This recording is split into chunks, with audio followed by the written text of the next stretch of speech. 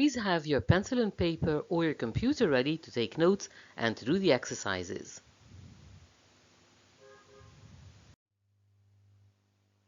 Hello, now that we have finished the simple vowels of English, let's turn to consonants, how they are produced or articulated.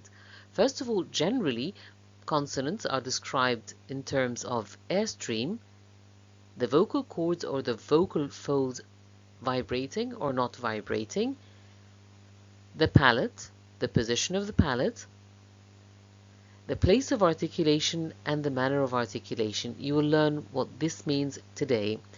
And also we focus on two manners of articulation relevant to RP English, which are nasals and fricatives. The first feature of consonants has to do with airstream. When we are producing the speech sounds, is the air moving into the body or out of the body? In English and Arabic, it's moved out of the body, so our speech sounds in English and Arabic are all egressive. In certain languages, they have some sounds which are produced on the air being breathed into the body, and these are called ingressive sounds. Yeah.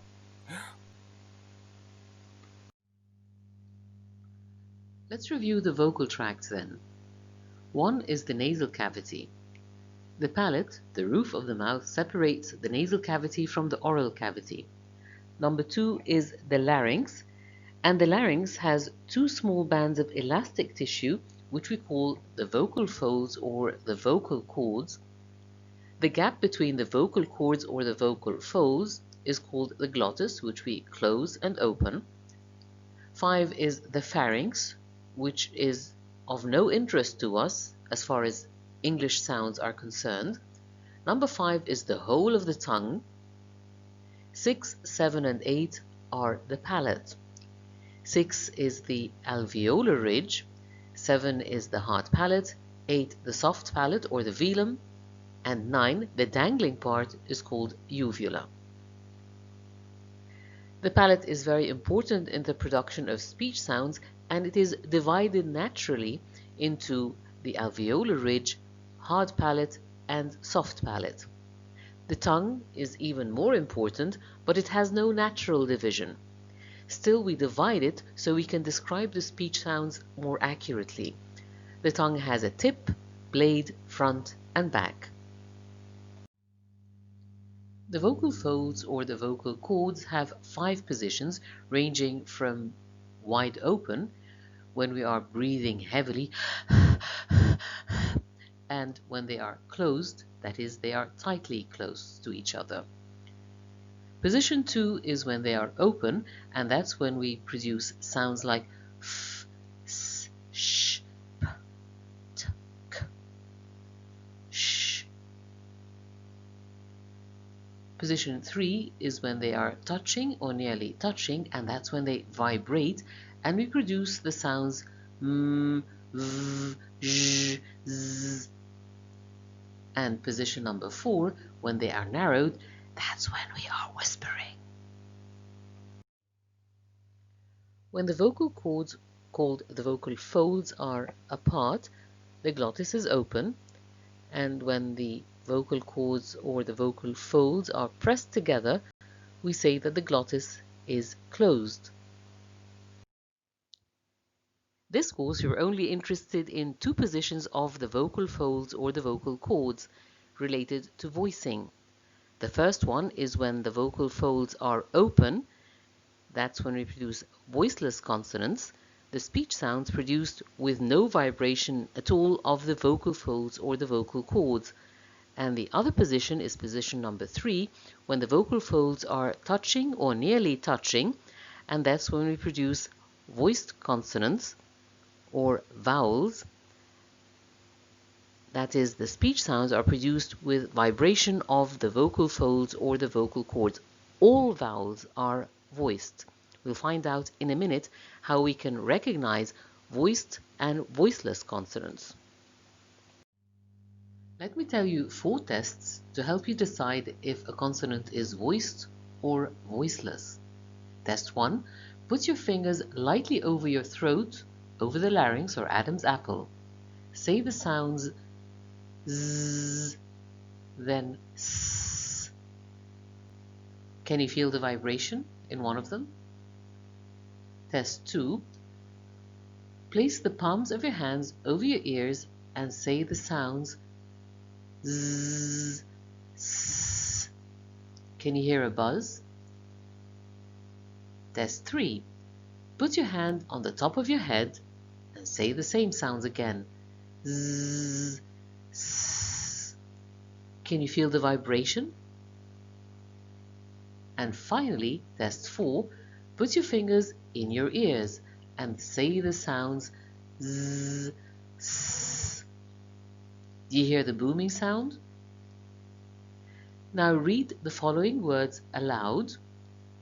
Produce the initial sound of each of the pairs of words and decide, is there vibration or no vibration? P, B, F, V,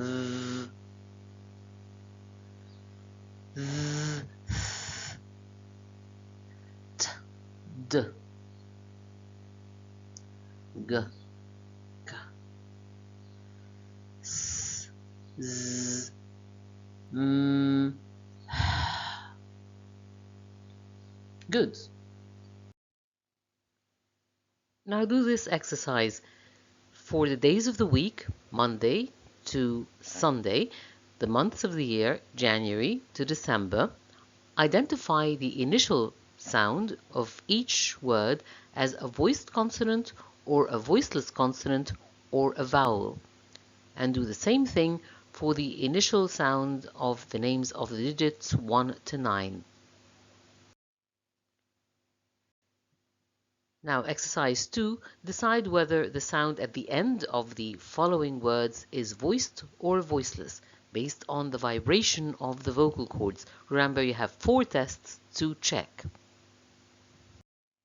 Now, let's look at the consonant sounds that we have in English, the phonemes, and decide if they are voiced or voiceless. Very quickly. P, B, T, D, Ch, J, K, G. F, V, Z, S, Z, Sh, Ž, M, N, O, H, L, R, U, Y. All the vowel sounds are voiced. I, U, U, E, E, O, A, O. And the diphthongs are also voiced. Ear, ua, air, a, oi, I, o, ow. When we're describing consonants, we need to think about airstream. Is it ingressive? Are you breathing in as you speak, or is it egressive? You're breathing out as you speak. Are the vocal folds or the vocal cords vibrating or not vibrating? That gives us voiced and voiceless sounds. And then we look at the palate. Is the palate raised or is it lowered? When the palate is raised, it blocks the air from entering the nasal cavity, so we have oral sounds. And when the palate is lowered, then the air can escape through the nasal cavity and the nose, and that's when we have nasal sounds.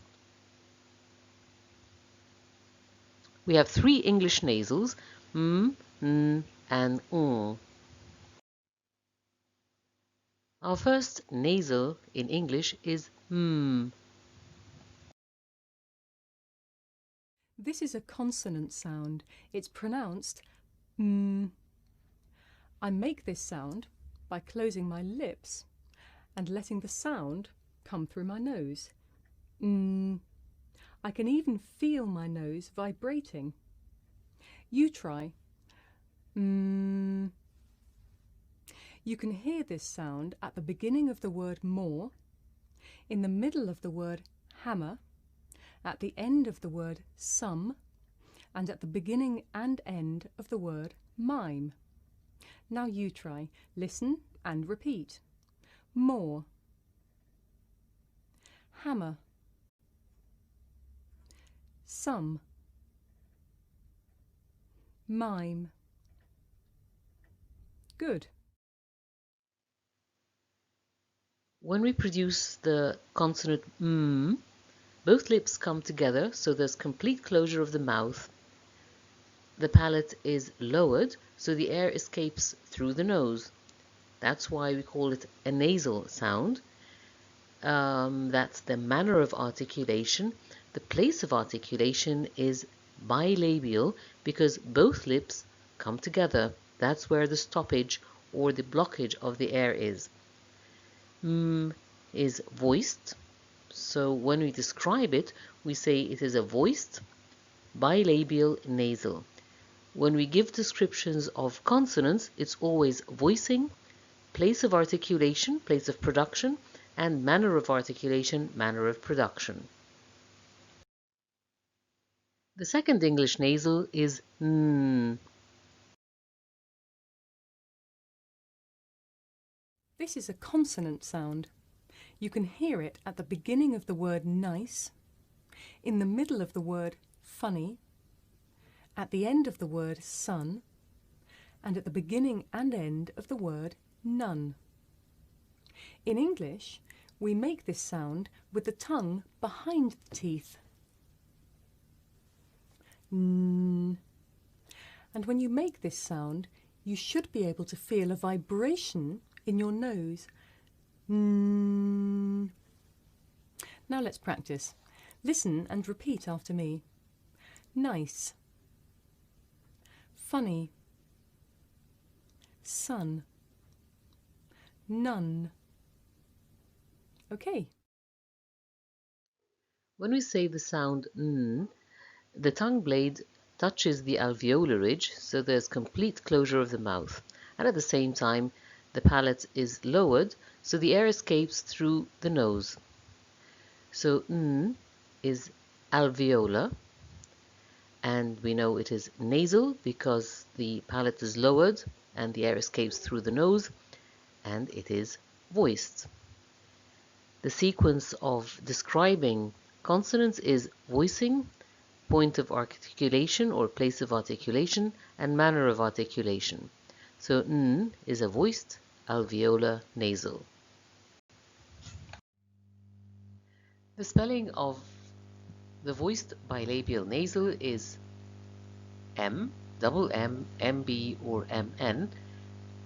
The spelling of the voiced alveolar nasal is N, double N, or KN. The third English nasal RP is ng. This is a consonant sound. Now in English, you will never find it at the beginning of a word because it only comes at the end of a syllable. So you find it in the middle of the word anger, and the middle of the word thanks, and at the end of the word rung. Now we make this sound towards the back of the mouth. And if you do this sound correctly, you can feel a vibration in your nose. Now let's practice. Listen to these examples and repeat after me. Rung. Anger. Thanks. Okay.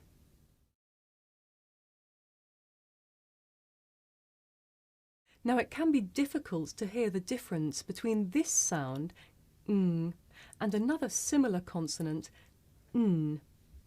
Listen carefully. Rung, run, rung, run. Now n is made at the back of the mouth and n is made behind the teeth. Now you try. Listen and repeat. Rung, run, rung, run. Now let's have some more examples. Listen first. Tongue, ton, wing, win, robbing, robin, singer, sinner. Now you try. Listen and repeat. Tongue, ton, wing, win, robbing, robin, singer, sinner. Okay.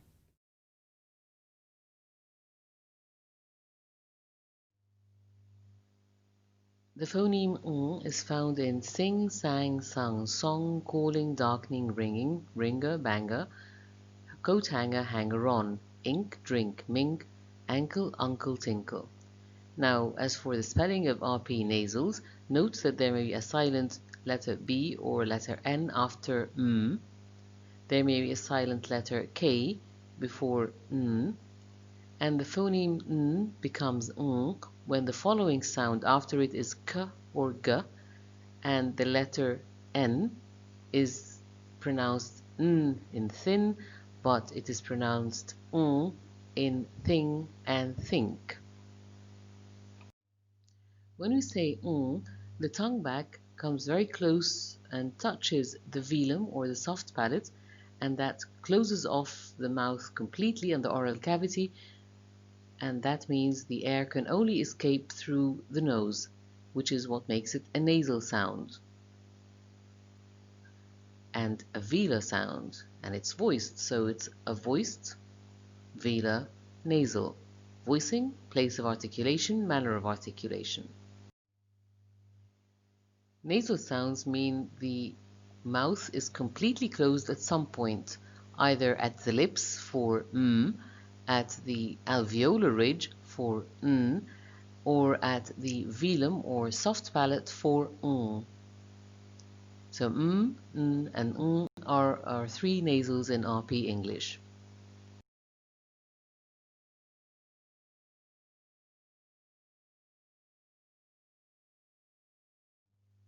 When the palate is raised, we have oral sounds. When the palate is lowered, the air leaves through the nose, and that makes them nasal sounds. Only m, n, and ng are nasal sounds in Rp. To describe the production or articulation of consonants, we describe airstream, vocal folds, palate, point of articulation, and manner of articulation. Is the airstream coming in or out? So we have ingressive sounds in certain languages. English and Arabic only have egressive sounds.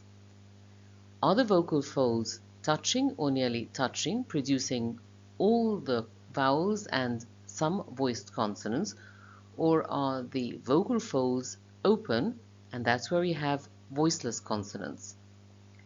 Is the palate raised so it blocks the nasal cavity? We have oral sounds. Is the palate lowered so the air escapes through the nose? That's where we have nasal consonants. English has no nasal vowels. And then we have the point of articulation and the manner of articulation, which we will discuss in detail. The English vowels have four features: length, closeness, frontness, and lip rounding. Rp consonants have three features, which are voicing, place of articulation, and manner of articulation. We now know the three nasals of English, m, n, and ng. Let's turn to fricatives. Fricatives are made when we make a narrow gap, so we force the air through that narrow gap, and the hissing sound is made. We have 9 fricatives in Rp English: f, v, th, th, s, z, sh, zh, and h. Our first fricative is f.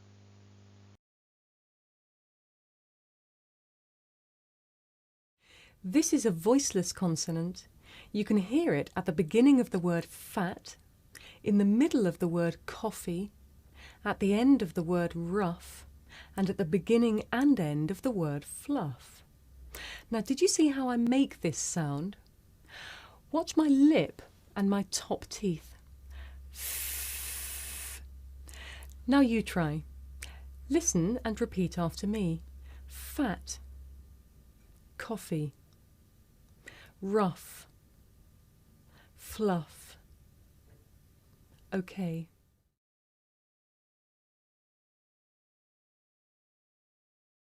You may find it difficult to tell the difference between this voiceless sound f and its voiced partner v. Listen carefully to hear the difference. For each example, I shall say the word with the voiceless sound first. Fan, van, leaf, leave, off, of, rifle, rival. Now you try. Listen and repeat. Fan, van, leaf, leave, off, of, rifle, rival. Okay.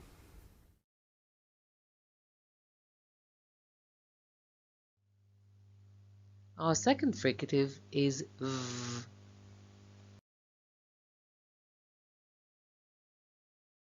This is a voiced consonant. You can hear it at the beginning of the word very, in the middle of the word heavy, at the end of the word move, and at the beginning and end of the word verve. Did you see how I make this sound? Watch my lip and my top teeth. V. Now you try. Listen and repeat after me. Very, heavy, move, verve. Okay.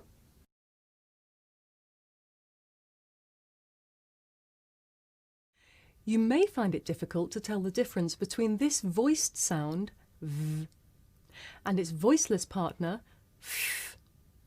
Listen carefully to hear the difference. For each example, I shall say the word with the voiced sound first. Vault, fault, believe, belief, live, life. Now you try. Listen again and repeat. Vault, fault, believe, belief, live, life. Okay. When we say f or v, the lower lip is in contact with the upper teeth. That's the place of articulation. We call those labiodental sounds. Now look at the different spellings of the phoneme f. It is the letter F, double F, PH or GH. The phoneme v is usually the letter V, sometimes the letter F. And also note that the vowel is shorter before f and v. For example, leaf but leave.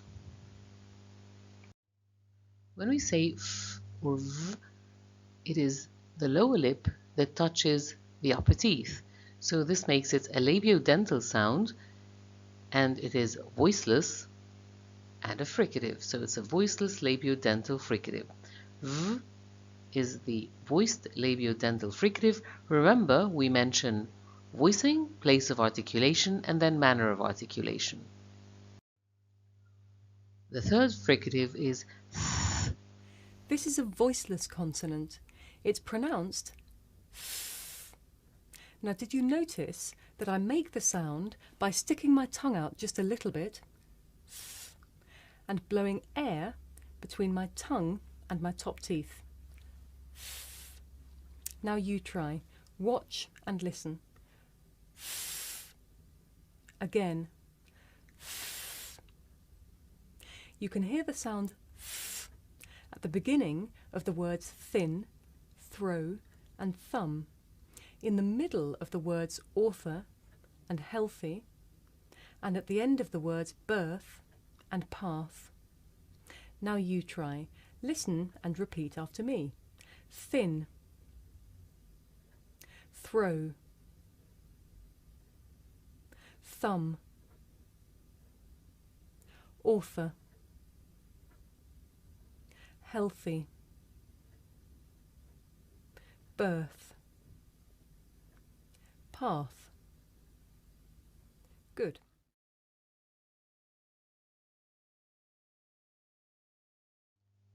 The fourth fricative is th. This is a voiced consonant. It's pronounced th. Now, did you notice how my tongue sticks out just a little bit as I say it? Watch. Th. The sound comes from between my tongue and my top teeth. Th. Now you try. Watch, listen and repeat. Th. Again. Th. You can hear the sound th at the beginning of the words then, this, there and that, in the middle of the word other, and at the end of the word smooth. Now you try. Listen and repeat. Then, this, there, that, other, smooth. Good.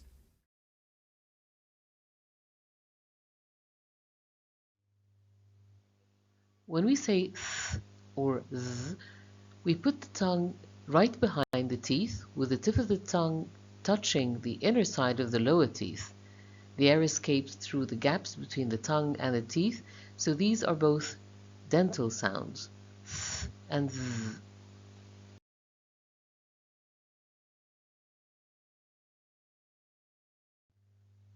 Our next fricative is s.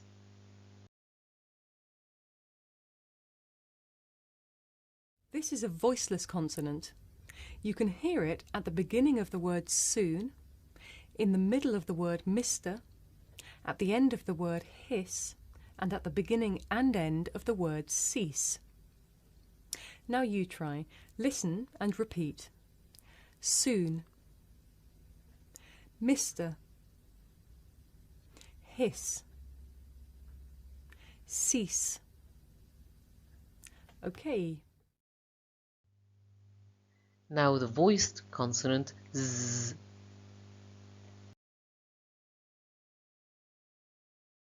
This is a voiced consonant. You can hear it at the beginning of the word zero, in the middle of the word music, at the end of the word buzz, and in the middle and at the end of the word roses. Now you try.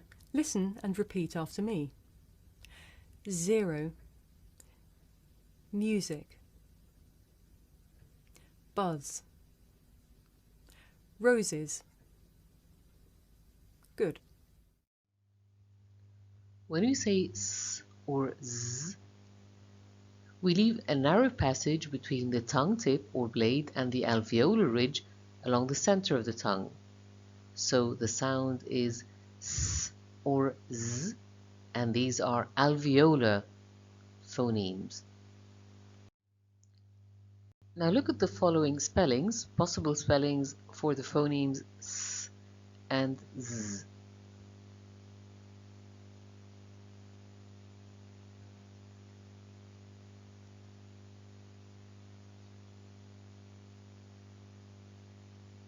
And note that pronunciation may be connected to grammar as well.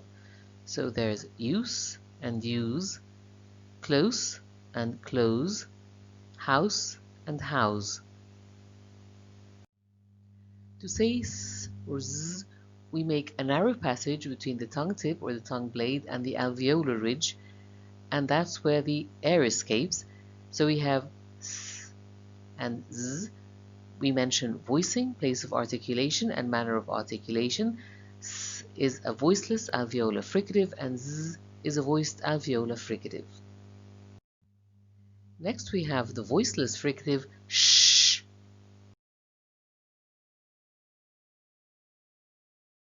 This is a voiceless consonant. It's pronounced shh. This is the sound you make if you want someone to be quiet. Shh. Did you notice the shape of my lips? Watch. Shh. Now you try. Listen, watch, and repeat after me. Shh. Shh. Now let's look at some words with the sound sh in them.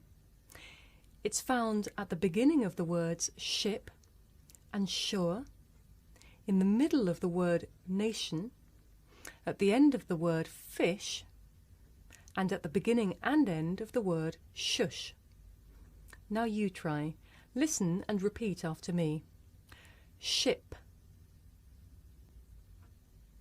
Shore. Nation.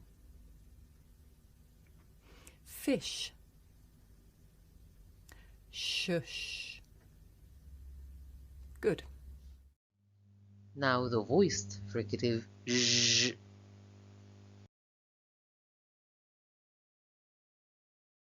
This is a voiced consonant. It's pronounced zh. Did you notice the shape of my lips? Zh. The sound zh can be found in the middle of the words leisure, pleasure, and vision, and at the end of the word beige. Now you try. Listen and repeat. Leisure. Pleasure. Vision. Beige. Good.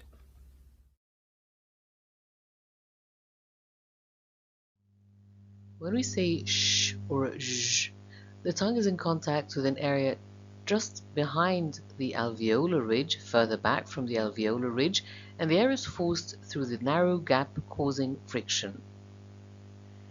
Sh and zh are post-alveolar.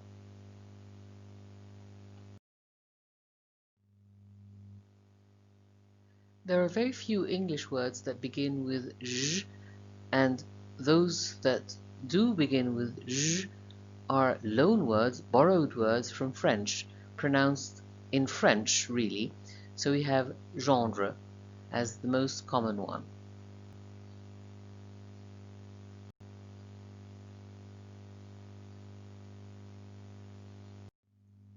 Here now are different spellings for sh, the phoneme,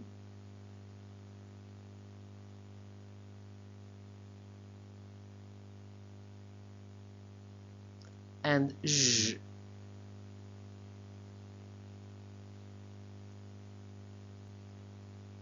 And remember, initial zh is very rare in English.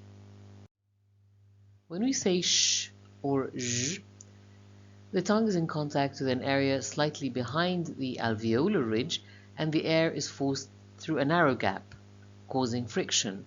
So sh would be a voiceless post-alveolar fricative, and zh is a voiced post-alveolar fricative, and we know from before that zh is very rare as a word initial sound in English. The last English fricative is voiceless h. This is a voiceless consonant.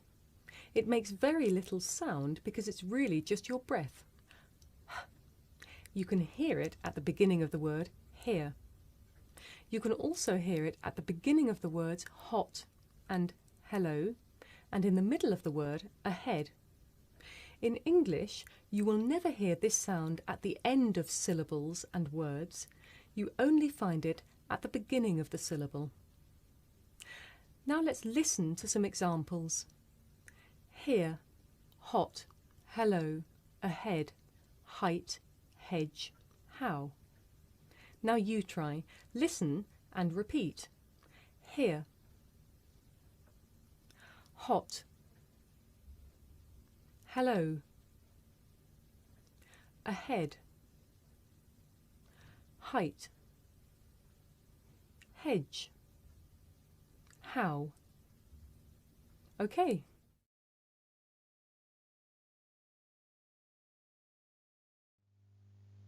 When we produce the sound we simply narrow the vocal folds, producing friction. The gap between the vocal folds is called glottis, so is a glottal sound. And here's how we spell the glottal phoneme in English. Remember, the letter H is often silent. Is produced when we narrow the vocal folds, producing friction. We said the gap between the vocal folds is called glottis, so this is a glottal sound. It's a voiceless glottal fricative. We have 9 fricatives in English: f, v, th, th, s, z, sh, zh, and h. The fricative is made when we force air through a narrow gap, so there's a hissing sound, and that may be accompanied by voicing in certain cases. The quality and intensity of fricative sounds varies, but fricatives are what cause most difficulty to speakers who are using false teeth.